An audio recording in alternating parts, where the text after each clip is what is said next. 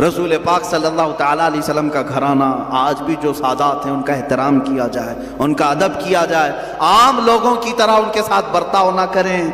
رسول پاک صلی اللہ تعالیٰ علیہ وسلم کے گھر کے نسبتوں کا خیال ضرور رکھا جائے۔ جانتے ہیں کتنی بڑی وعید بھی آئی ہے جو ان کے ساتھ برا کرتا۔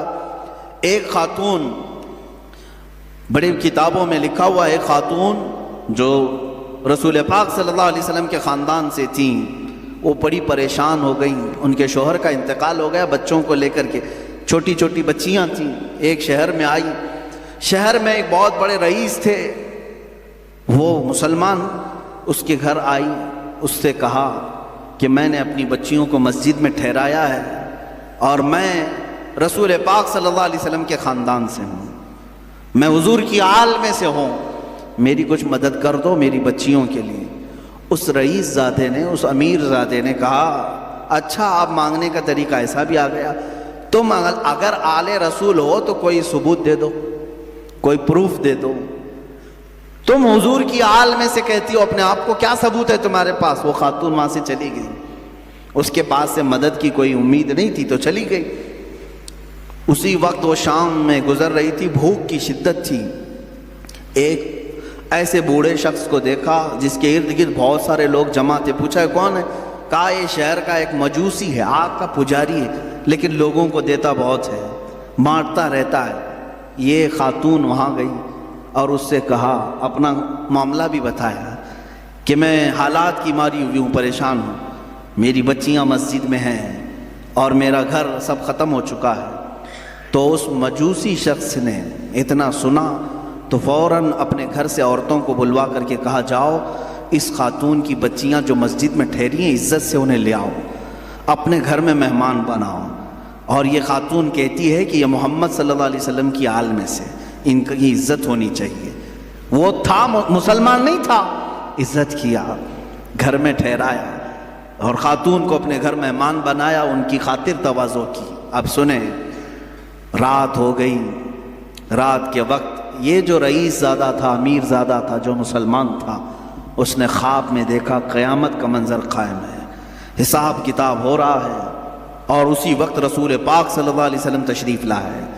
تو یہ رئیس زادہ فوراً حضور کی بارگاہ میں حاضر ہوا کہ آقا میری شفاعت فرمائیں۔ حضور پاک صلی اللہ علیہ وسلم نے فرمایا کیوں شفاعت کی جائے؟ کہا کہ آقا میں آپ کا امتی ہوں، آپ کا چاہنے والا ہوں۔ میرے آقا نے فرمایا کیا ثبوت ہے تمہارے پاس؟ میرے امتی ہونے کا کیا ثبوت ہے تمہارے پاس؟ وہاں کیا پیش کرتا؟ پروف پوچھنے والے، دلیلیں پوچھنے والے۔ حضور پاک صلی اللہ تعالیٰ علیہ وسلم نے جب یہ ارشاد فرمایا تو وہ لاجواب ہوا اور رونے لگا کہ آقا مجھ سے آپ اعراض نہ فرمائیں، مجھ سے آپ ناراض نہ ہوں۔ میرے آقا صلی اللہ علیہ وسلم نے فرمایا آج میری ایک شہزادی تیرے گھر آئی تھی، تو نے اس سے اس کے نسب کا ثبوت پوچھا تھا، اس کی مدد نہیں کیا تھا۔ اتنا حضور پاک صلی اللہ علیہ وسلم جلال میں بیان کر رہے تھے کہ اس کی آنکھ کھل گئی، دھاڑے مار کر کے رونے لگا۔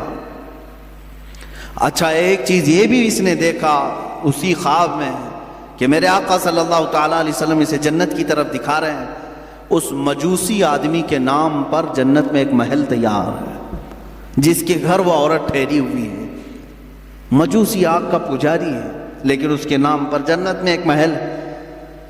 تو یہ بیدار ہوا، بہت پریشان ہوا، اپنے مصاحبین کو بلایا، اپنے چاہنے والوں کو، اور کہا کہ یہ خاتون آئی تھی فلاں فلاں، کہاں ٹھہری ہے؟ کیا یہ مجوسی اپنے گھر لے گیا ہے؟ سبوں نے تحقیق کی تو پتہ چلا ہاں اس مجوسی کے گھر ٹھہری۔ یہ دوڑا ہوا وہاں پہنچا، گیا اور اس مجوسی سے کہا کل رات جو خاتون تمہارے گھر آئی ہے برائے مہربانی اسے ہمارے گھر بھیج دو، وہ ہمارے مذہب سے ہے، ہمارے دین سے ہے، ہم اسے مہمان بنائیں گے۔ اس مجوسی نے کہا ایسا نہیں ہو سکتا۔ اس رئیس زادے نے کہا 1000 درہم میں تجھے تحفے میں دیتا ہوں، قبول کر لے۔ اس مجوسی نے کہا اس کا 10 گنا بھی دو تو میں اس مہمان کو تمہارے حوالے نہیں کروں گا۔ اس مجوسی نے اتنا اصرار کیا تو یہ پوچھنے لگا آخر اس عورت میں کیا ہے؟ کہا جو تو خواب دیکھ کر آیا ہے وہ سچ خواب دیکھ کے آیا ہے۔ کل جب وہ خاتون ہمارے گھر آئی، ہم رات کے وقت سوئے تھے، خواب میں رسول پاک صلی اللہ علیہ وسلم تشریف لائے، مجھے اور میرے پورے گھر والوں کو میرے آقا نے خود کلمہ پڑھایا. ہم اب مجوسی نہیں ہیں، ہم اہل ایمان میں سے ہیں.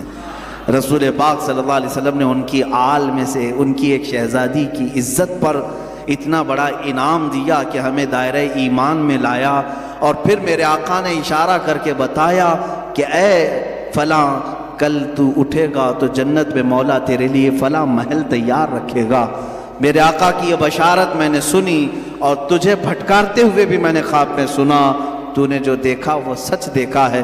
عزیزان گرامی وقار، وہ روتے گڑ گڑاتے واپس چلا آیا.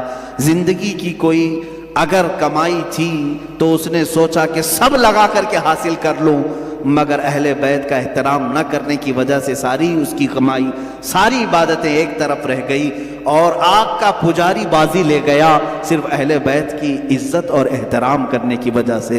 آج میں اس واقعے سے اتنا ضرور عرض کروں گا کہ اہل بیت میں سے جو کوئی بھی ہوں، وہ اگر خستہ حال نظر آتے ہیں، اگر پٹے پرانے کپڑوں میں ہیں، وہ حالات اور گردش حالات کے پیش نظر ان کی کمائی اور ان کے فلاں چیزوں پر اگر کوئی اثر پڑ بھی گیا ہو تو میرے عزیزو ہرگز یہ مت سمجھنا کہ یہ بکھرے ہوئے لوگ ہیں، ٹوٹے ہوئے لوگ ہیں. نہیں، بلکہ رسول اللہ سے اگر ان کا رشتہ ہے تو وہ ہمارے سروں کے تاج ہیں. وہ چاہے جس کونے میں بیٹھے ہوں. یہ ضروری نہیں کہ سید ہو تو بہت اعلیٰ قسم کے محل میں رہتا ہو، بہت اعلیٰ قسم کے لباس پہنتا ہو، بہت اعلیٰ قسم کی گاڑیوں میں چلتا ہو. ضروری نہیں. کبھی سید زیادہ غریب بھی ہو سکتا ہے، وہ فقر و فاقہ کو پسند کرنے والا سید زیادہ بھی ہو سکتا ہے. لہٰذا اس بات کا ہمیشہ خیال رکھا جائے کہ سید زادوں کا احترام ملحوظ نظر رہے، ورنہ ہمارا یہ کمایا ہوا عبادتوں کا خزانہ بھی ضائع ہو سکتا ہے. اب آئیں، یہ تو بعد میں آنے والے اہل بیت کے احترام اور عزت کی باتیں ہیں، ان کے متعلق یہ واقعات ہیں. لیکن خود رسول پاک کے جو شہزادے ہیں، میرے آقا صلی اللہ علیہ وسلم نے جن کی پرورش خود کی ہے، جن کے بوسے خود میرے آقا نے لیے، وہ حسن مجتبیٰ اور حسین اعظم رضی اللہ تعالیٰ عنہما، ان کی کتنی عزت اور ان کا کتنا احترام ہونا چاہیے. میرے آقا صلی اللہ علیہ وسلم دونوں شہزادوں کو کندھوں پر سوار کر کے مدینے لے جایا کرتے تھے. اکثر باہر جاتے تو دونوں شہزادے کندھوں پر سوار ہوتے. ایک صحابی نے ایک مرتبہ یہ دیکھ کر مسکرائے اور کہا، اے شہزادوں، کیا تمہاری قسمت ہے کہ سواری پائی بھی تو کیسی سواری پائی، کیسی سواری پائی. کائنات کا آقا و مولا رسول پاک صلی اللہ علیہ وسلم کے کندھے تمہیں میسر ہیں. اتنی تعریف پر میرے آقا صلی اللہ علیہ وسلم یوں نہیں فرماتے کہ تم صحیح کہہ رہے ہو، بلکہ میرے آقا یوں فرماتے، یہ کیوں نہیں کہتے کہ سوار بھی کتنے اچھے ہیں. سواری کی تم نے تعریف کی تو سوار کی بھی تعریف کرو کہ وہ بھی جنتی جوانوں کے سردار ہیں.